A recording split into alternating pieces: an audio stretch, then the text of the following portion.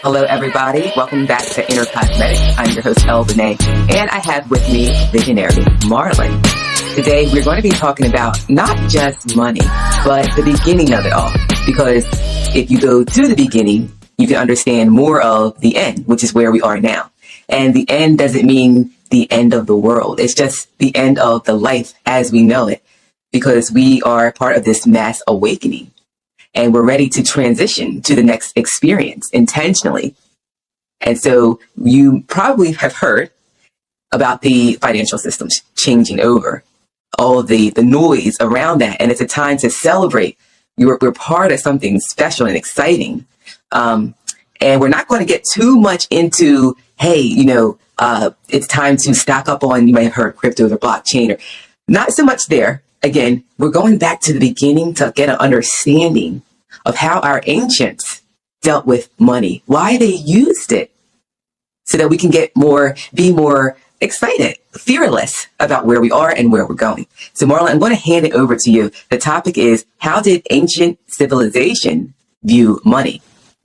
All right, thanks, Oracle L, for having me on your platform. Definitely. I think the Mayans have a saying that they who know 1,000 years of history can predict 1,000 years into the future, right?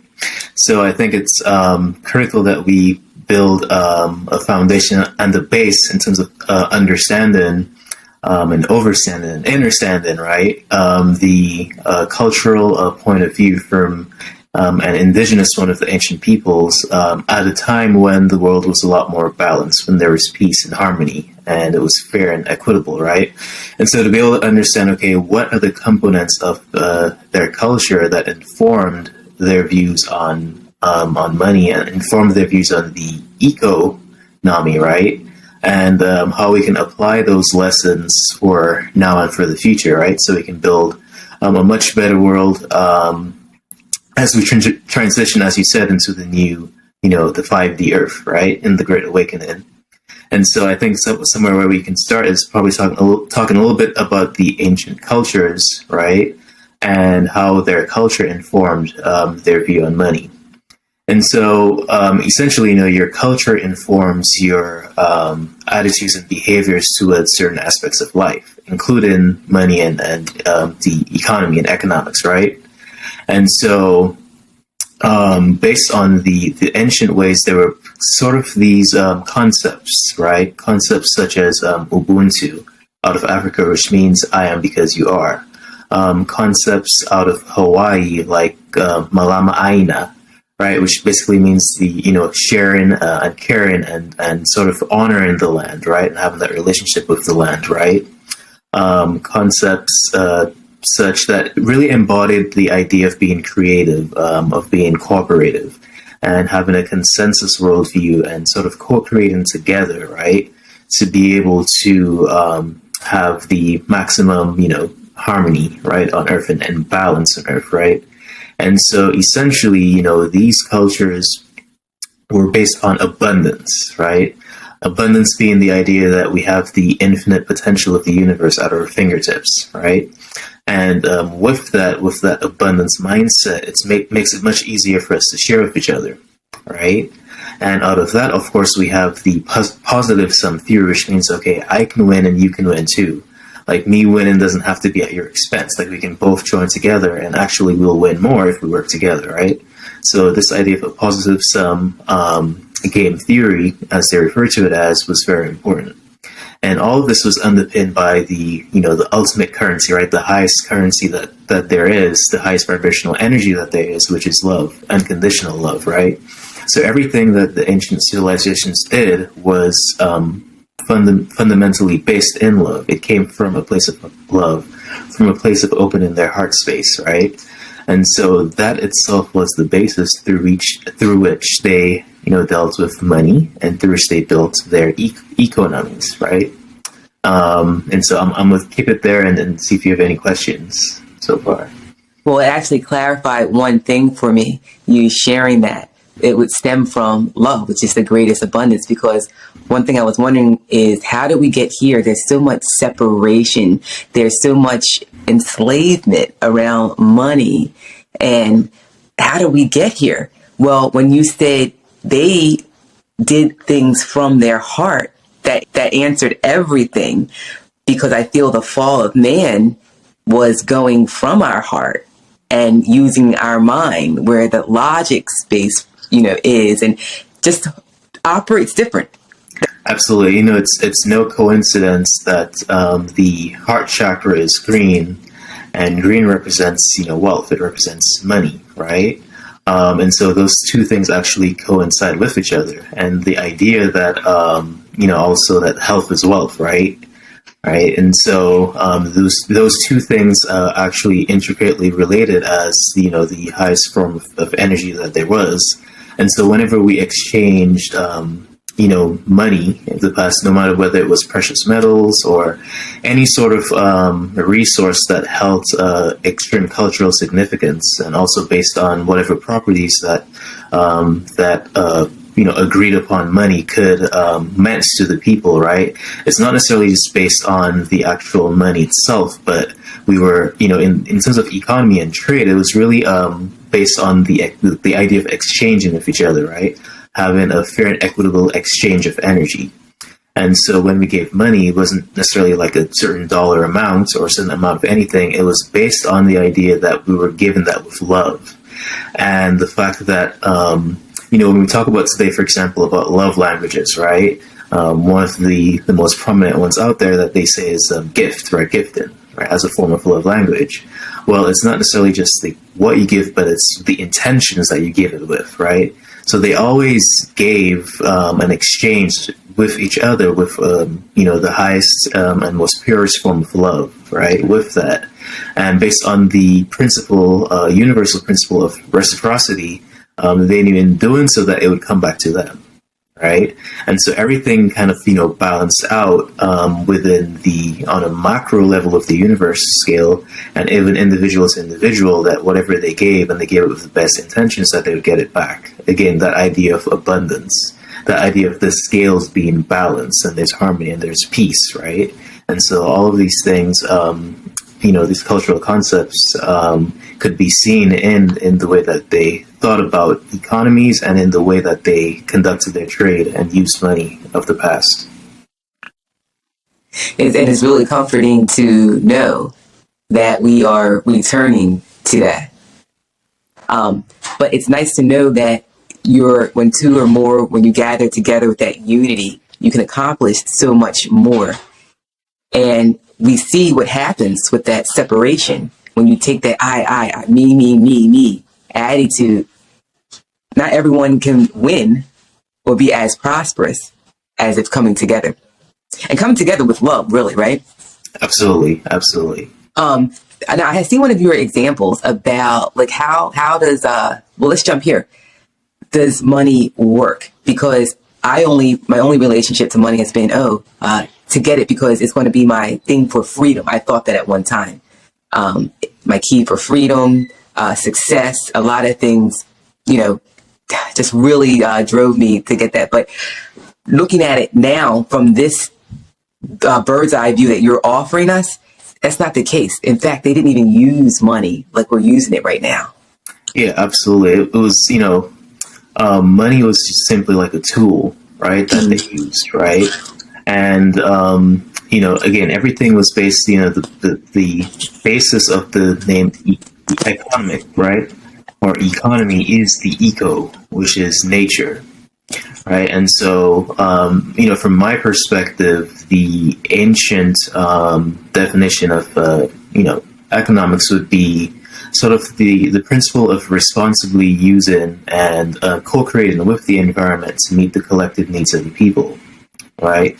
So everything was based in this idea of the eco or the nature, and based on what is natural, what is organic, what is indigenous, right? What's good for Mother Nature, what's good for not just the individual and collective humanity, but what is good for all of the life forms, right, that cohabit this planet together, right? So that was the fundamental underpinning for the ideas of the economy.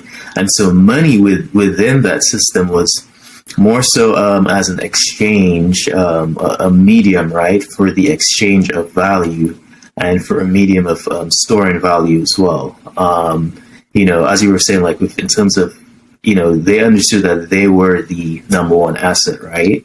And so anything to deal with, success or prosperity was way beyond, any sort of concept about money. Again, they were based in, again, a love, right? A love society, and the idea of co-inhabiting and co-creating with each other, right? And so fulfilling their divine mission and their divine purpose, right? And so money was just a tool, really, a tool even just for exchange that allowed them to have the exchange of resources necessary to fulfill, sustain life and be able to thrive down here, right, within the planet. So yeah, it's a drastically different perspective from what we have today. Yeah, I'll say. I also feel like money is so funny. Is This is one Bible verse: money answers to everything or to anything. Not that it solves at everything, but it answers to it, because you can really base where you are spiritually off of your actions. You can say, "Oh, I'm doing this from my heart," but money does have a way of ascending us, of teaching us, of opening our heart. And I feel in this realm, it is kind of like our teacher. Because like you said, it's vibrating, that heart chakra. If we're in love, we're vibrating on the same frequency as the physical manifestation of it. And it's like our ancients said, you're going to return to this point of where our beginnings is, and we're going to leave money to be that teacher to help you return to self. Right, yeah, definitely. So like, kind of what you were saying, like we were saying that it has a resonance with it, right? So it's dependent on the tool, or how you use the tool and the intention that you have behind it. And the money itself had a cultural significance, right? So we can look at the most popular forms of money back within ancient civilizations, and even regarded today, although we don't use it as legal tender, but it has been precious metals, right? And that's been universally regarded as money and accepted as money, right? So we have the most popular ones being gold, being silver, and being copper. But you see, all of these are tied to a higher level significance, right? Being that whether we're talking about metaphysical, cosmological, or even health, right? And so, for example, gold is actually ruled by the sun, right? The star, the sun, which is also a star by the sun, right? For example, silver is ruled by the moon, and copper, if I'm not mistaken, is ruled by Venus, right? And so all of these planets give off different light code emissions, right? And we can think about, copper being copper, as well as gold, and silver being like the solidified light that's being emitted from the sun, from Venus, and from the moon. And so if we look at, for example, gold, right, with the sun, the sun is responsible for engendering creativity, for knowledge, for illumination, and of course for being the progenitor of life during the day, right? The sun is a life giver. And so that vibration itself is held within the gold, right? The gold actually embodies those concepts. For example, silver is ruled by the moon, which dictates the ebb and flow of blood, which dictates the tide, the currents, right? The sea of current, the current sea.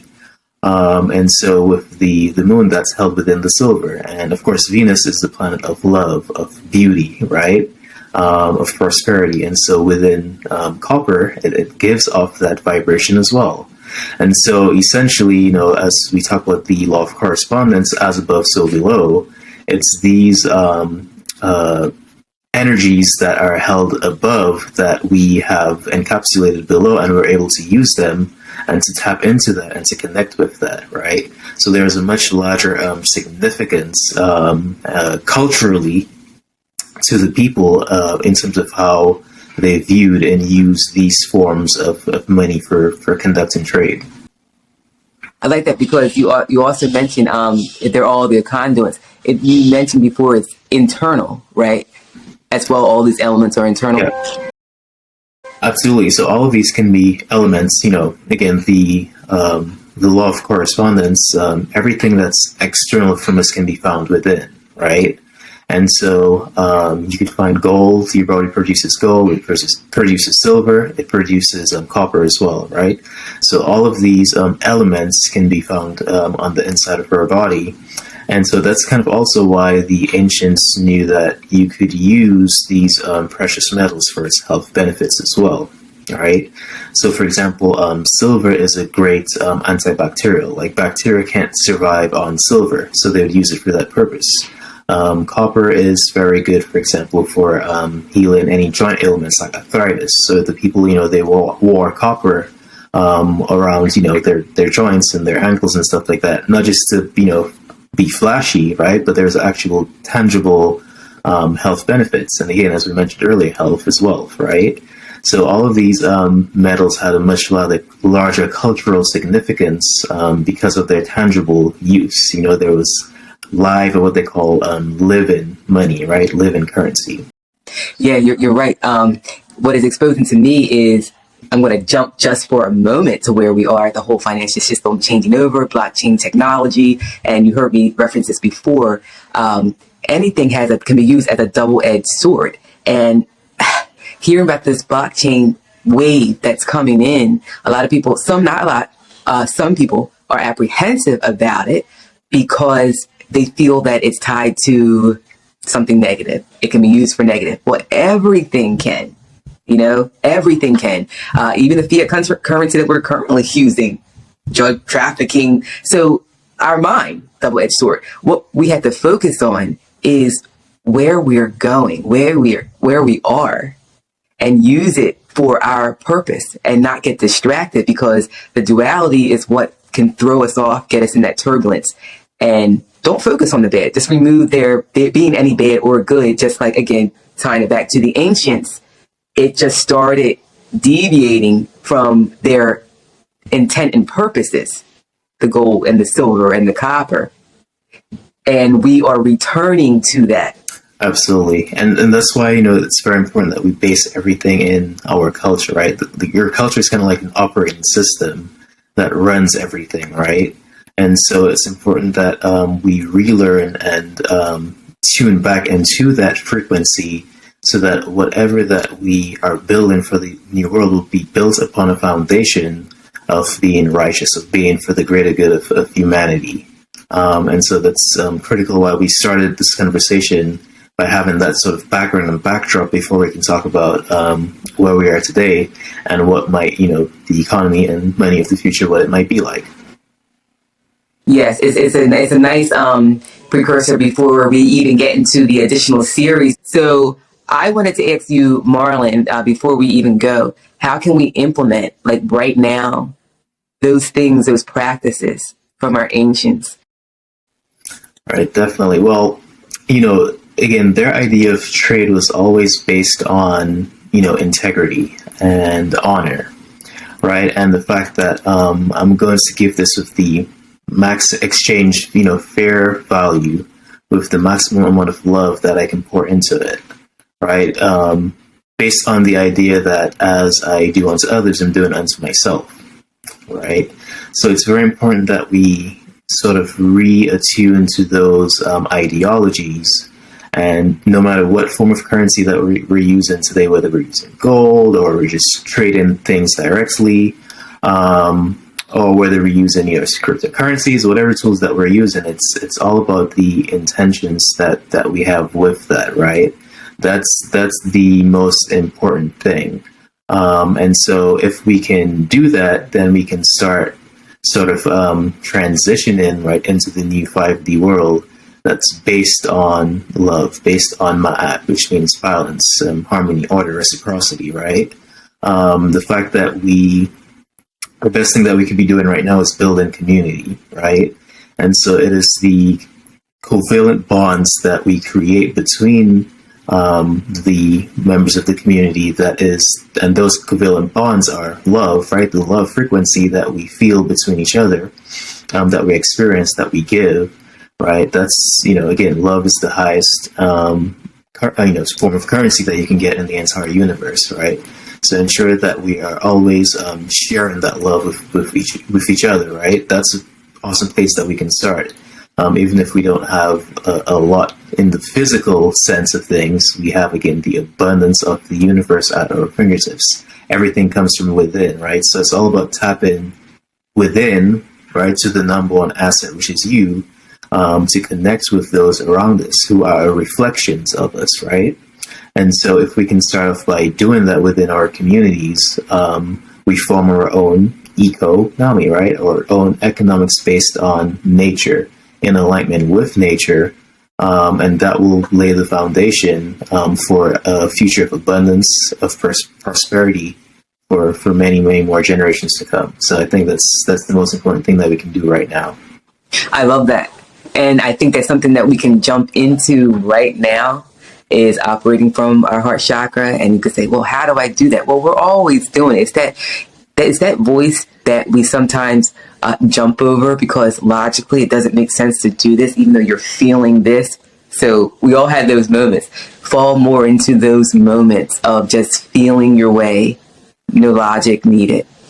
And like Marlon said, then that's where we are returning to the practices of the ancients, because our intuition is always going to lead us home. Absolutely. Marlon, any last words to add? You want to tell a little bit about, our upcoming series that you have planned for us, and then we will see them then. Right, definitely. Well, I think kind of the way that we're structuring it's based on, the idea of, again, ancient perspectives of money. So kind of looking at the past, looking at the present, and looking at the future. And we know that all of these timelines are simultaneously existing at once, right? So they're not mutually exclusive from each other, right? And so I think the next time we'll probably start to talk about how this organic and ancient view of money transitioned from what it used to be to becoming a sort of a corrupt tool that was used against the people. Right, so we kind of have to know what happened to us so that we can best know how to get out of the situation that we're in. So I think we'll touch on these that topic the next time, and we'll get some details and pull out some receipts going into exactly how money was used as a tool to subjugate the people. That sounds perfect to me, because I'm always learning whenever we connect, and I'm glad that we are just on a platform to pull and share with more individuals, because sharing is caring. Marlon, thank you so much for accepting the invitation to join Inner Cosmetic. Guys, you're going to hear from Marlon again. And until then, stay blessed. Give thanks.